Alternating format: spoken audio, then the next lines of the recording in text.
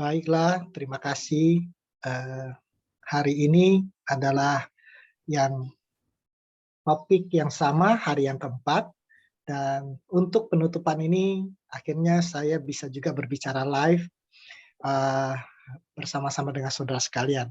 Sekali lagi selamat pagi, shalom, dan, melanjutkan apa yang sudah saya bahas 3 kali, yaitu bagaimana caranya kita berjalan bersama dengan Tuhan.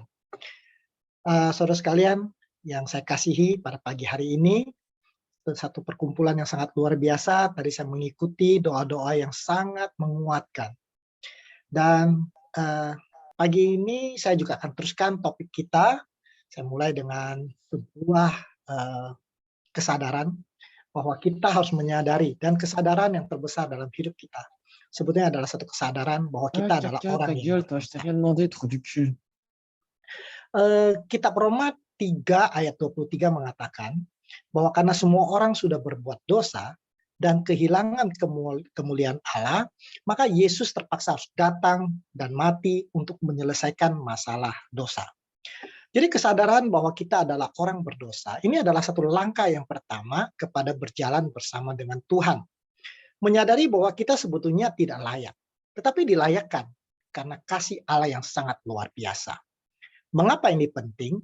Karena jika kita tidak layak dan kemudian kita dilayakkan, kita akan merasa sangat bersyukur bahwa Tuhan mau turun derajat untuk berjalan bersama dengan kita. Nah, bukan saja Tuhan mau berjalan bersama dengan manusia, ya, tetapi manusia yang sebetulnya insignifikan, manusia yang tidak ada artinya, manusia yang sebetulnya hanya sebutir debu di alam semesta ini. Tetapi Tuhan katakan kita berharga di matanya. Dan pada saat kita memilih berjalan bersama dengan Tuhan, maka status kita berubah. Kita diangkat menjadi anaknya. 1 Yohanes 1 ayat 3 dikatakan, lihatlah betapa besarnya kasih yang dikaruniakan Bapa kepada kita, sehingga kita disebut sebagai anak-anak Allah. Ini sangat luar biasa. Ini sama seperti seorang narapidana yang sudah dikasih grasi oleh presiden, kemudian diangkat menjadi anak oleh presiden. Begitulah beruntungnya kita yang memilih berjalan bersama dengan Tuhan. Bahkan di dalam 1 Petrus 2 ayat 9 dikatakan, tetapi kamulah bangsa yang terpilih, imamat yang rajani, bangsa yang kudus, umat kepunyaan Allah sendiri. Kita dipilih secara khusus, kita dikuduskan, kita dianggap sebagai milik. We are sanctified. We are considered as God's possession. Apa tujuan Tuhan memilih? The question is, why God choose us? 1 Petrus 2 ayat 9 melanjutkan menjawab, supaya kamu memberitakan perbuatan-perbuatan. And the Bible say, so that we can proclaim the great things. Dosa kepada terangnya yang ajaib. Jadi kita punya satu tugas untuk memberitakan perbuatan Allah yang ajaib. Perbuatan apa itu? Yaitu datang, mati, supaya kita memperoleh kesempatan untuk hidup yang kekal. Kita harus menjadi saksi bagi Tuhan di dunia ini kepada mereka yang belum mengenal Dia. Nah, tugas ini pertama diberikan kepada bangsa Israel. Bangsa yang sungguh beruntung. Bangsa yang benar-benar secara fisik berjalan bersama dengan Tuhan 40 tahun. Bangsa yang dipilih oleh Allah untuk memberitakan perbuatan ajaib dari Tuhan. Bagaimana Tuhan memimpin mereka siang dan malam. Siang dalam bentuk tiang awan dan malam dalam bentuk tiang api. Satu privilege yang tidak dimiliki oleh bangsa manapun di dunia ini. Sayangnya, sebagai gantinya mereka menceritakan akan perbuatan Allah yang ajaib, mereka malah menjadi tidak pede dengan status mereka, dengan privilege mereka. Mereka gagal menjadi duta Allah. Apa sebabnya? Apa yang menyebabkan mereka gagal? Ada yang mengatakan, oh karena mereka menyembah berhala. Ada yang mengatakan karena mereka mengawani wanita bangsa kafir di sekitar mereka, padahal Tuhan sudah larang. Tetapi sesungguhnya kegagalan mereka adalah karena mereka tidak bangga menjadi umat Allah. dan mereka ingin serupa dengan bangsa-bangsa yang ada di sekitar mereka.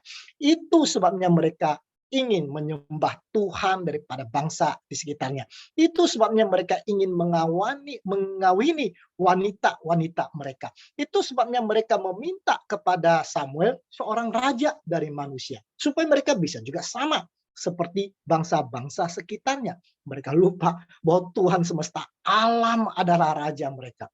Tuhan akhirnya menghukum mereka melalui Raja Babylon. Dan mereka kemudian dijajah selama puluhan tahun di Babylon. Sekeluarnya dari Babylon, bangsa Israel menyadari kesalahan mereka. Sekarang mereka membuat banyak sekali peraturan supaya mereka tidak lagi jatuh kepada kesalahan yang sama. Mereka tidak mau lagi serupa dengan dunia. Sekarang mereka membangun tembok yang tinggi antara mereka dengan dunia. Mereka melihat dunia di luar mereka itu adalah sebagai sebuah kenajisan. Dan jangankan menikahi wanita kafir, berbicara kepada mereka pun sudah dosa. Kena bayangannya pun sudah najis. Itu sebabnya murid-murid Yesus merasa aneh ketika Yesus ngobrol dengan wanita di pinggir sumur. Sesuatu pemandangan yang tidak lazim di zaman itu. Nah, sebetulnya apa yang diinginkan oleh Tuhan? Apakah itu yang diinginkan Tuhan?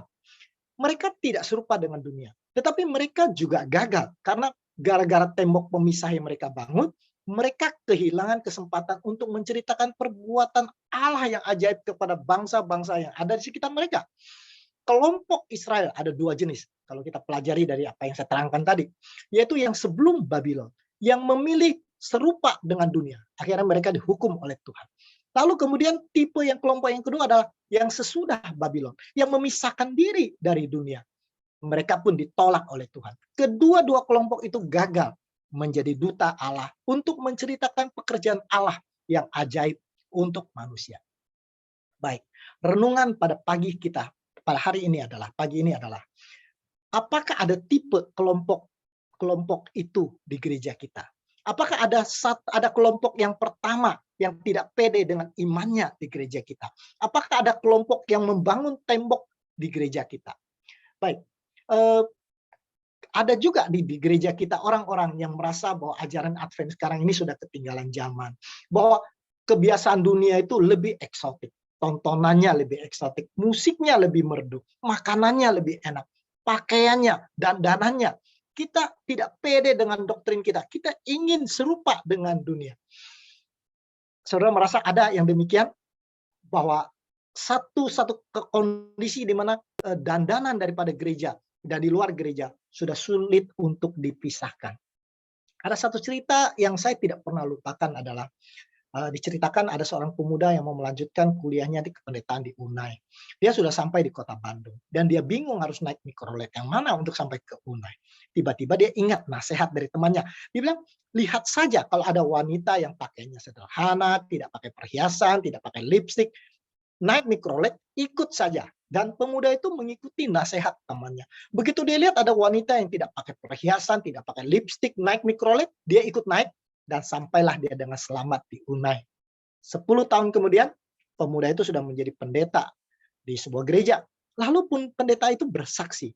Dia katakan, kalau saja kejadian yang menimpa saya 10 tahun yang lalu terjadi sekarang, di mana saya sedang mencari mikrolet ke Unai, maka saya tidak akan sampai ke Unai. Dia katakan karena dandanan wanita Advent sekarang ini sudah tidak berbeda dengan dandanan wanita di luar. Kita sedang mengalami satu krisis identitas sama seperti Israel sebelum Babylon.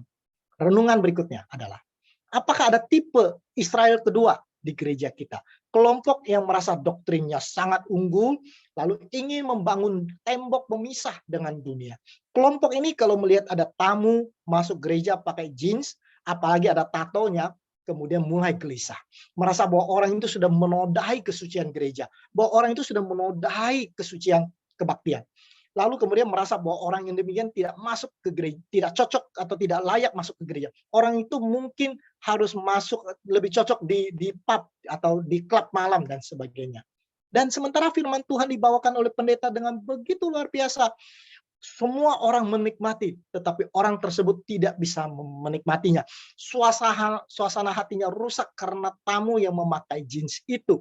Bahkan ketika tamu yang pakai jeans itu sampai meneteskan air mata karena tersentuh oleh firman Tuhan yang disampaikan, orang itu masih dipenuhi dengan emosi dan kebencian.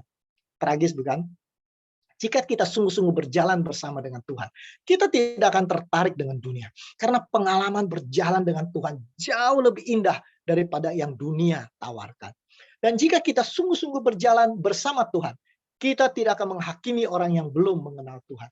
Karena kita semua adalah orang berdosa yang diselamatkan oleh karena kasih karunia. Tugas kita bukan menghakimi. Tugas kita adalah memberitakan perbuatan-perbuatan ajaib dari Dia dan menceritakan bagaimana Dia memanggil kita dari kegelapan kepada terang yang ajaib. Itulah renungan singkat pada pagi hari ini. Mari kita tunduk kepala dan berdoa. Bapa di surga, kami berterima kasih oleh karena Tuhan sudah panggil kami. Kami adalah orang-orang yang berdosa, orang yang najis. Tapi Tuhan oleh karena kasih karunia-Mu telah mau menjadikan kami sebagai anak-anak-Mu.